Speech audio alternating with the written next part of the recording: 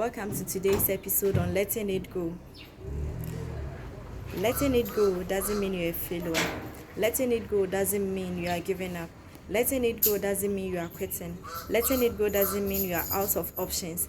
But letting it go means you are aware of what has happened and ready to move on.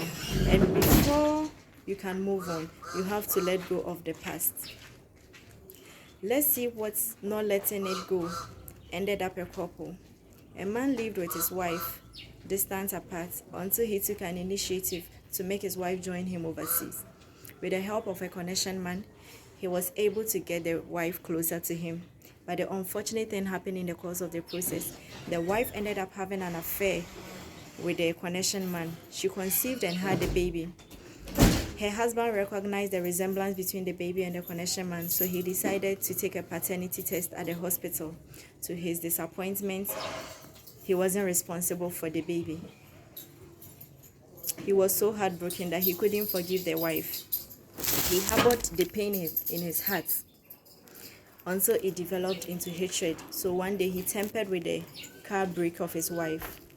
Whilst the wife was on her way to work, her car brakes failed and she had an accident.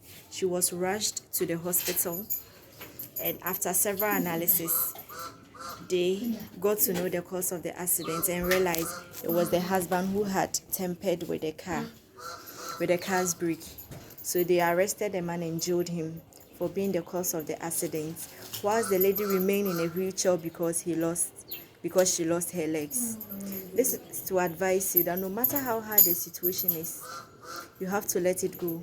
Sometimes holding on to the pain or holding on to the relationship can hurt you more, that it can also lead you to another trouble.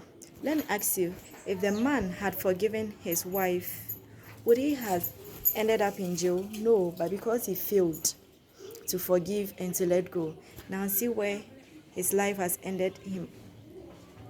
I'm here to tell you, no matter how hard the situation is, no matter how hard you've been disappointed, no matter how hard you've been betrayed, no matter how hard you failed in life, sometimes just let it go and know that every beginning has an end.